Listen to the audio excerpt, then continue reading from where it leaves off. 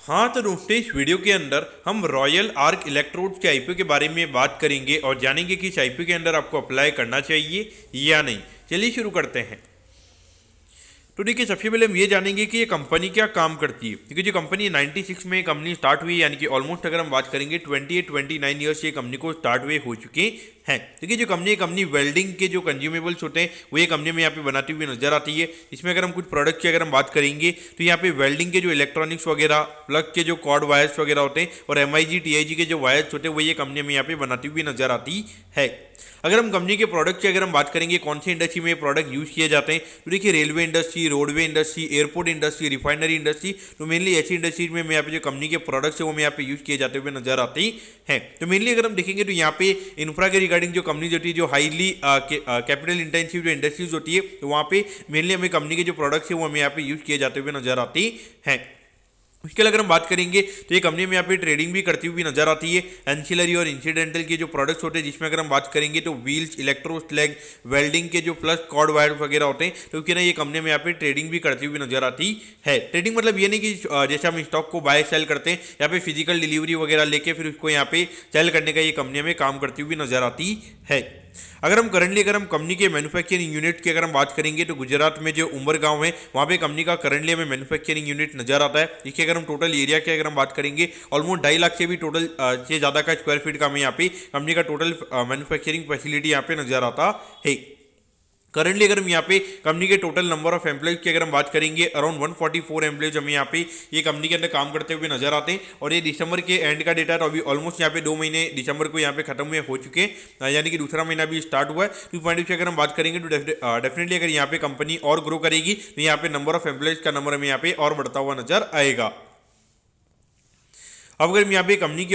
Objective के बारे में अगर हम बात करेंगे, यानी कि जो आईपीओ से कंपनी को पैसा मिलने वाला है उससे कंपनी कैसे यूटिलाइज करने वाली है, तो देखिए अभी जो करंटली कंपनी का जो मैन्युफैक्चरिंग फैसिलिटी है उसको ये कंपनी को एक्सपांड करना है, तो उसके रिगार्डिंग ये फंड में यहाँ पे यूज होता हुआ नजर आएगा। और बाकी अगर हम बात करेंगे तो कुछ यहाँ पे वर्किंग कैपिटल के रिक्वायरमेंट के रिगार्डिंग ये फंड में यहाँ पे यूज होता हुआ नजर आएगा। देखिए यहाँ पे ऑब्जेक्टिव में जब ये कंपनी का आई थिंक DRHP फाइल हुआ होगा तो वहाँ पे इन्होंने लिखा है कि यहाँ पे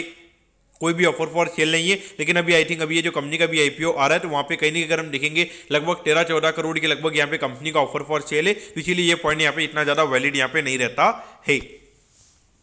अब अगर हम कंपनी के फाइनेंशियल्स के बारे में अगर हम बात करेंगे तो देखिए 2022 में लगभग 64 करोड़ के लगभग ये कंपनी का रेवेन्यू का नंबर था। फिर ये नंबर में बढ़ के लगभग 98 करोड़ के लगभग होता हुआ नजर आया था। लेकिन ये भी हो सकता है कि 21-22 में आई थिंक कोविड का सेकंड वेव भी आया था, तो उसकी वजह से ये बेस छोटा रहेगा, तो उसकी वजह से कहीं ना कहीं हमें यहाँ पे ये ग्रोथ का नंबर ज़्यादा दिखने को मिल रहा है। उसके बाद अगर हम देखेंगे तो ग्रोथ के नंबर यहाँ पे काफ़ी कम हो गए थे। हार्डली 2 करोड़ के लगभग ये कंपनी का रेवेन्यू का नंबर हमें यहाँ पे बढ़ता हुआ नजर आया था, यानी कि हार्डली 2-3% के लगभग का रेवेन्यू ग्रोथ हमें यहाँ पे ये नजर आता है। और उसके बाद अभी 6 महीने में कंपनी ने 46 करोड़ के लगभग का रेवेन्यू यहाँ पे कंपनी ने किया है, जो कि इंडिकेट कर रहा है कि ये साल लगभग 90-95 करोड़ के लगभग का रेवेन्यू का नंबर ये कंपनी का हो सकता है। तो ऑल ओवर देखा जाए तो यहाँ पे पिछले 2.5 साल से कहीं अगर हम बात करेंगे तो ये कंपनी के ग्रोथ के नंबर्स यहाँ पे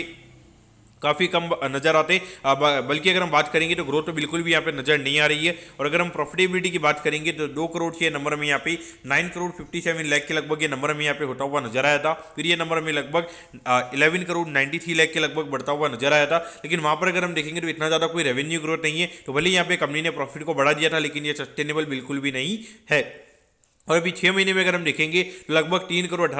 करोड़ 18 लाख के लगभग ये कंपनी ने प्रॉफिट कमाया, जो कि इंडिकेट कर रहा है कि पूरे साल में लगभग 6-6.5 करोड़ के लगभग का प्रॉफिट का नंबर हमें यहाँ पे ये कंपनी का हो सकता है, क्योंकि पिछले साल के मुकाबले लगभग 50% के लगभग हमें यहाँ पे कंपनी के प्रॉफिट के नंबर्स कम होते हुए नजर आ सकते हैं। तो ऑल ओवर देखा जाए तो कहीं ना कहीं यहाँ पे कंपनी का रेवेन्यू के नंबर्स भी इतने ज़्यादा इंटरेस्टिंग हमें यहाँ पे नजर नहीं आते, और कंपनी की प्रॉफिटेबिलिटी भी हमें यहाँ पे कोई इतनी ज़्यादा इंटरेस्टिंग यहाँ पे नजर नहीं आती है।